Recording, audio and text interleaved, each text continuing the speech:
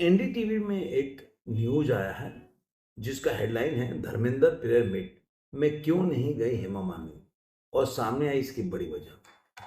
दोस्तों, ये जो खबर है वो पूरा मैं पढ़ के सुनाऊंगा कि गुरुवार 27 नवंबर 2025 को जो जो सुपरस्टार धर्मेंद्र हैं उनके फैमिली ने प्रेयर मीट रखा था मुंबई के ताज लैंड्स एंड में सी साइड लॉन्च में रखे गए। जो इवेंट था उसमें कई सेलिब्रिटी आए, लेकिन धर्मेंद्र की पहली पत्नी कौर, उनके बच्चे सनी देओल और बॉबी देओल ने यह श्रद्धांजलि सभा रखी थी जिसमें बॉलीवुड से सलमान खान, ऐश्वर्या से लेकर जैकी श्रॉफ, विद्या बालन समेत कई बड़े सितारे ने शिरकत की।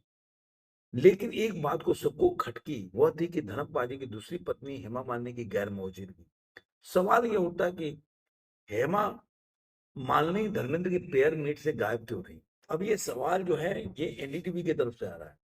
मैं कई बार बोलते आ रहा हूं कि जो देखेंगे कि धर्म पाजी की जो शादी हुई उसे ऑब्वियसली कोई भी पहली पत्नी होगी या बच्चे होंगे वो खुश नहीं होंगे।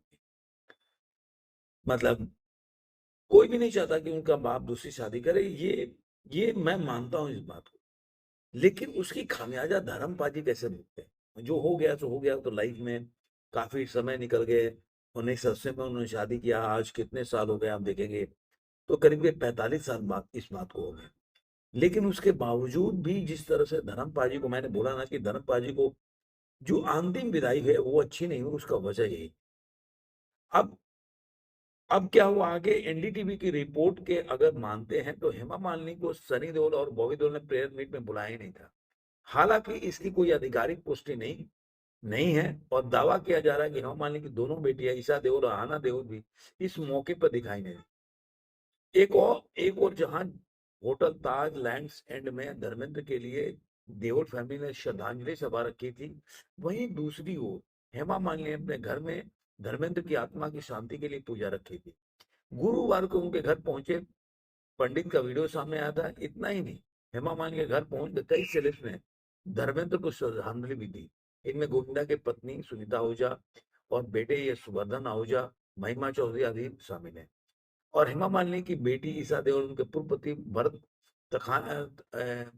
तख्तानी को भी देखा गया वहां पे।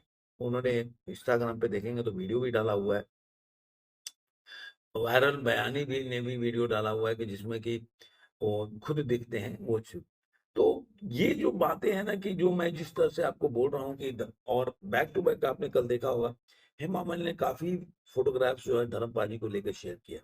एक पोस्ट भी लिखा जिसमें मैंने अपने दूसरे चैनल पर वीडियो भी बना चुका हूँ। तो मुझे ऐसा लगता है कि ये जो दोनों फैमिली में एक रस्सा कस्सी जो खींचातानी था उसकी भेंट चढ़ गया। जो धर्म पाजी का जो अंतिम विदाई था वो उसका भेंट चढ़ गया। और इसीलिए बहुत ही बोलते हैं कि एक अननोन सा उनका अंतिम विदाई रहा, जो कि मुझे अपने जीवन में हमेशा खलता रहेगा कि उनके साथ ये अन्याय हुआ।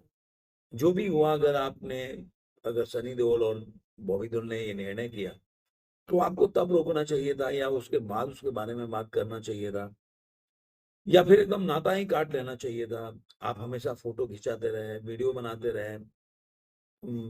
मतलब आप हिमाचल में देखें पहाड़ों में, और आपने अपने पिता की ऐसी विदाई दी। कोई बोल रहा था मेरे को कि अरे यार ऐसी बात नहीं है, क्योंकि वो सादगी से चाहते थे।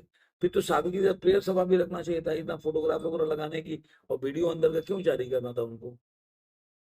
तो ये सब सवाल है जो मेरे जीवन में हमेशा सनी देओल और बॉबी देओल से, ये खासकर सनी देओल से मैं ये उम्मीद नहीं रखता।